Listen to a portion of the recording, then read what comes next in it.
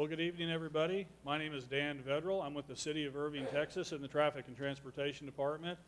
I'd like to welcome you all this evening to our presentation of State Highway 183 with Texas Department of Transportation. Just a little brief history here. We've been working on this project now for more than a decade, and periodically we come to the citizenry to bring you all updates and let you all know basically where the project is at.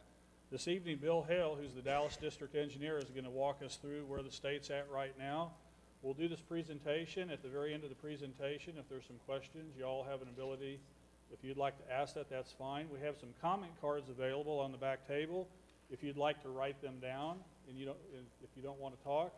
I'd also say that this presentation and comments can be also, if you'd like to provide comments to the City of Irving, it's up on our website, and we'll address all of those comments as they're brought in. So if you think of something when you're going home later on, just get onto the City of Irving website, cityofirving.org, go to the transportation page, and there's going to be a link there that can provide you a comment form. Bill, this is Bill Hale, the Dallas District Engineer, TxDOT. Appreciate it, Dan. Well, I appreciate everybody coming out tonight. I know there's a lot of interest in the 183 project. There's been a lot of interest for a while. When I got here in 2003, we had a public hearing. And that public hearing at the time, we were working on a project and got it approved. We were ready to go to project with a contract that we had right there. But at the time, when we got through, there was a lot of issues that occurred. Funding scenarios started going south on what we were trying to build these roadways with, and we got into a situation where we needed funding. But at the time, there was an opportunity to make this a better. If you recall, back in 2003, there was we had what we call a 5-3-5 configuration. And this configuration was set up to where you had 5 main lanes that we're building, and then three reversible lanes going into Dallas in the morning and out in the afternoon. And that configuration, there was a lot of issues with it, so at one point we changed it in the same footprint. However, we now have what we call a 4-2-2-4, and that's what this is about. It's 4 general purpose lanes in each direction, and then 2 managed lanes in each direction. And the idea of that is centered behind having reliable transportation, being able to go 50 miles an hour at any time down the managed lane portion of it.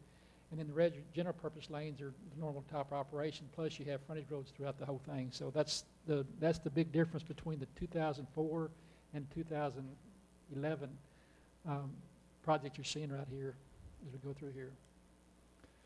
This presentation will be an overview of what's happened, the managed lane corridor, the history, the recent progress of the projects, the interchange we have out there. You know, part of the interchange is being built at this time. There's a second phase of that hasn't been built.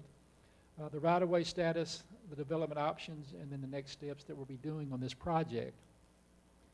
Here's what 183 looked like back in 1959. On the left side right there, when you look, you'll see what was going on at the time. The field, it was pretty much open at that point. On the right side was recently at the westbound 183 near Loop 12.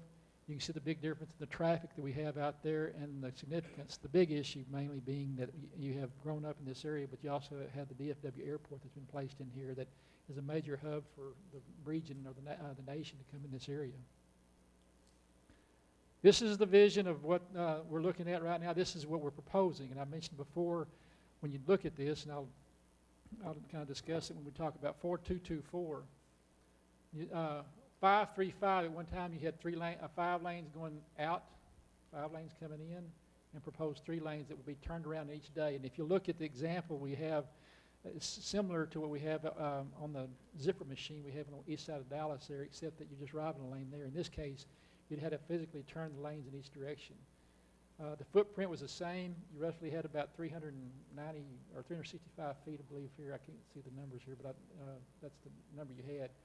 But right now you'll have 4, 2, 2, 4. You'll hear that said quite a bit. In some areas it actually gets up to 6, where you actually coming out in the middle right here, because you'll end up coming down on in the middle right here. You'll have a brief transition area, and it goes back to the 2 lanes, so it goes back and forth. The frontage roads you'll end up with are 3 in each direction.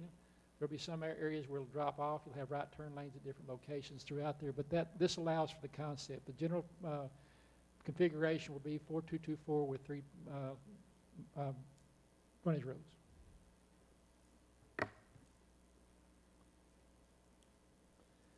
This is the corridor itself and the length of it. It's a 9.1 mile section, State Highway 161 to Interstate 35E.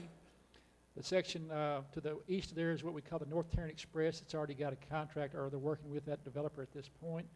It goes out there. You see the two sections that are being worked at. You'll hear it's called the North Tarrant Express, segment 2E, which goes from 121 to 183, and segment 2W actually goes from 121 all the way over to the 820 bypass over there and on over to 35E over there. That project is under construction. The cost of this in today's dollars is about $1.135 billion to redo this whole thing in that 4224 configuration. That includes interchanges that we have right there, but it does not include the next phase of interstate of 183 at Loop 12 and the 482 intersection we have right there, interchange. The right-of-way estimate that we needed for this is $332 million. We have bought almost half of that right now, and I'll show you that in a minute. And the construction start date right now is basically dependent on funding. We're basically looking at trying to figure out the funding mechanism to get this taken care of. And you'll hear a lot about that in the near future on the different mechanisms to get to fund the project. The history, the last major expansion was in 1973. We added one additional lane out there. By the way, that was right before they opened up DFW Airport, so that it's been that way since DFW Airport was open. In 2001 through 2004, the environmental assessment and finding of no significant impact was taken into consideration. That basically had the 4 main lanes and 2 reversible lanes, 424, and then in some areas it's 535 as you went through there. The present evaluations, like I mentioned before, the configuration goes from 4 to a 4224. You'll see it says 3 to 5 and 2 to 3. That's what I was telling about a minute ago. You have transitions where you have auxiliary lanes that basically transition out, and it goes up and down, but it's a 4224 configuration generally. We have projects that are in progress right now out there. You see some work done. We're basically working on projects that we got moving with the ARA funds that we had available this last, when the American Recovery Act was passed. We were able to get some projects moved forward. We worked with the city of, or with Fort Worth and Dallas. We worked that out. We have some money that came off of 121, and we use that to leverage it.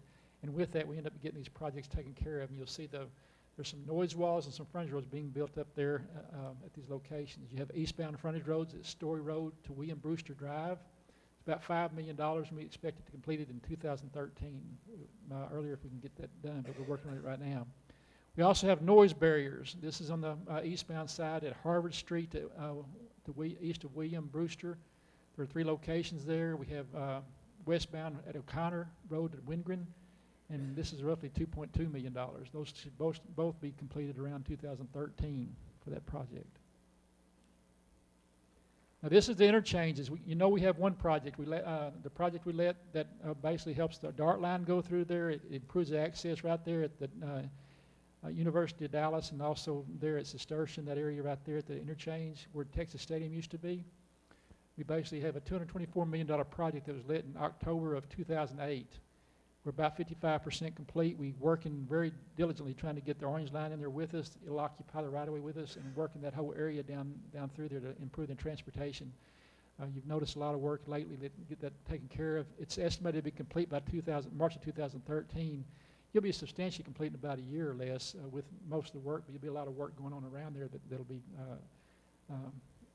in addition to make sure it works, but the traffic will be impacted less and less as we go along through here.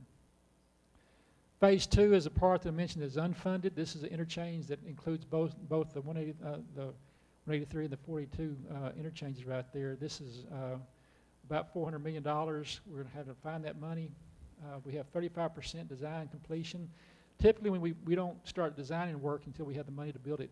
We were able to do this with from Prop 14 money, which is money that we got out of legislation at one point to go ahead and get this design so we can get it on the shelf so we can go ahead and let the project. Because if you get to that point, you actually are on the verge of letting a project. You don't have to wait 3 years to get things developed and taken care of. So we're working at a 35% pace, got to that point, and we're trying to get that taken care of as well. But it's depending on funding.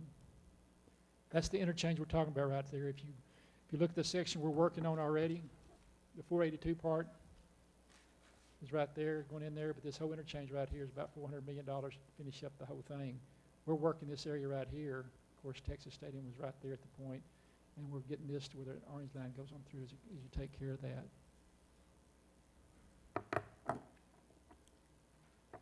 Right-of-way. The right-of-way we worked on, I mentioned before, we have $332 million, total of about 383 parcels.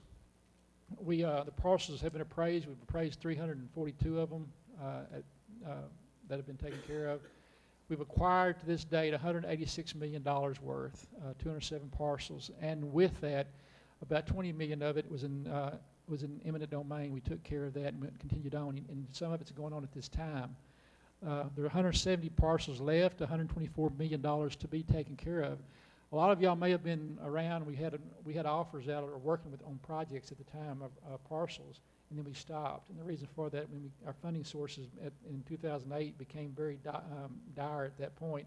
So we were able to finish the ones that were eminent domain, but ones that were not at that point, we were told to stop because there were no funds to purchase it at the time. So we stopped the purchase unless you were in eminent domain and working that aspect of it.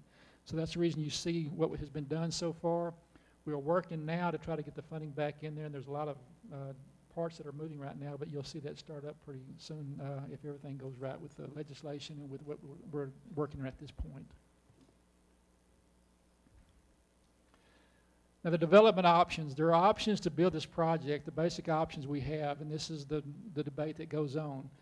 The pay-as-you-go method, which is a method we've always used, and that's based on the gas tax dollars, and the gas tax dollars that we use is Fund 6. You'll hear that talked about at times, but that Fund 6 money was last raised in 1991, and since that time we haven't had an increase. Roughly 20 cents for every gallon of gas you buy goes to the state to build roadways. About a quarter of that goes to education and some others of it, so not all of it gets into the state funds. 18.4 cents that you pay at the gallon of gas goes to the federal government, and that comes back to the state at about a 71 to 80% rate. We're a donor state. What that means is that money comes back to us. We put it in, it comes back to us at that point. That's how we fund our projects with gas tax dollars. And with the pay-as-you-go, you select the priority segment to begin the construction. You develop the priority segment through either the design, build, or the 100% PS&E stage. That puts you in a position to go ahead and build the project. And then you develop remaining segments in piecemeal. And we've gotten to the point where there's not enough dollars to build the whole thing at one time. $1.135 million, $1 billion would be very difficult to build at one time, so we would have to build segments as we go. And that's the way we would work on that. The other opportunity, there's a tool that was provided back in 2007, in that time frame, was what we call public-private partnerships, and that allows for the public to bring dollars in to help with that. And that's an opportunity. There's an opportunity for that right now. TxDOT does not have the opportunity to do it at this point. A moratorium or a freeze on that operation was put last session to make sure that they understood, that they, being the legislation, understood how these are being used and the implications that we're having. We have 3 projects right now in the Dallas-Fort Worth area that were under this mechanism. The LBJ Freeway, most of y'all know about the LBJ project. That project is under development right now. It's been awarded. Centra and a group has taken care of that project. They will be moving real fast on that very shortly. You'll see it probably in this next 2 months. Dirt will actually start flying. You'll start seeing it going real fast. And working at night, that's been a big issue there. The other one was the DFW connector. It's a similar situation. That is where Kiewit is the contractor on that. They're working out there, and they out there in the funnel of the connector area north by Grapevine. You notice how fast that project is working, and that's the beauty behind a design-build type project, is that you can work very rapidly and get it taken care of. But they have worked, and you can see it moving very rapidly. And the other project in this area is the North Tarrant Express, and that's the one that butts up against this project to the west out there and goes over into Fort Worth. And it's basically, it was set up to redo the interchange at 35E at 820, and then carry it around 820 to 183 and come across there at DFW Airport. Now, these projects aren't new, because you may remember back in 2004 there was a proposal that was put out, and you may have heard about it, where the entire corridor was put under operation at that point. There was an unsolicited proposal. It was the first one we had gotten at that time, and the idea was to do the entire airport freeway from 35 to 35 at that point to get it taken care of. The issues that came up there, it ultimately dissolved, but it was still a good idea. The idea, the problem we got into, though, we had construction on the north side of the airport and the south side of the airport. Everything came from Dallas, so you'd have been under construction all at one time. So that issue, you had to kind of go back and rework it to make it work. We're now in the situation where we need to start thinking about getting this 183 project taken care of, because you're going to have the north side fixed. And the south side, which comes in from the airport freeway part, would need to be taken care of to take care of the traffic that goes in there. Anyway, that's the process, is the public-private partnership. You develop the corridor delegation and inform the state elected officials, continue purchasing the right-of-way. But we're going to do that. We're going to purchase the right-of-way. As soon as the 161 project becomes finalized there, we feel like we have the opportunity to go and finish the right-of-way on that. And then in 2012 to 2013, the procurement could be awarded if a public-private partnership ability is allowed by the legislation. And in the Dallas-Fort Worth area, you'll see that in the things that are going on, there are about 3 right now being looked at. It's possible. The legislation's having to ponder whether they want to consider them or not. 35E between 635 and 380. 35W north of the DFW, the 35 820 interchange, and also 183. Those are being considered or talked about at this time. So that's how that would be delivered if it was a public-private partnership. The right-of-way parcels, you can see right here, the project costs that go with it are this. We have roughly right-of-way acquisition is about $124 million we got left unfunded. We have barriers to be taken care of. We're doing about $7.2 million at this time. We ultimately have $39.7 million worth of barriers that in front of us that need to be taken care of.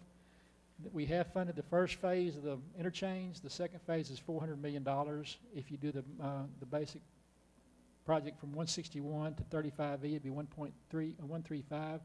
The grand total of the whole thing would be about $1.7 billion to build that whole interchange right there, and the roadway from 35 to 161. So that's our estimate for the project. Our next steps, our first thing we got to do is finish the public involvement and the environmental clearances. We expect to have environmental clearance by this summer, and this is part of it. Y'all, the public involvement, the anticipation, and try to understand what we're doing on the roadway, what's being proposed. That public involvement process is huge as far as making sure our project is, we're putting out there what the public needs and uses on this project.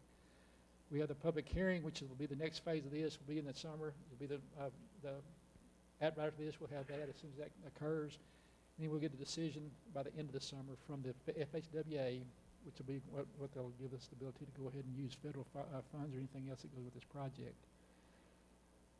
In the meantime, we'll complete right-of-way acquisition. We're going to try to go ahead and get back up it. Like I said, if 161, the issue with NTTA and us worked out, we should be getting the funds coming from that shortly, and part of that money would go towards working on the right-of-way for this to get it finished up. And then beginning the procurement process. If you do the procurement process, if you get public-private partnerships and you have to go I happen to go that route, the construction start would be about 2013. We'd have a procurement starting into this year. We'd get the project awarded next summer, and then you'd start seeing dirt flying by, flying by 2013. We'd be finished by 2015, I think. So that's when we expect to be finished.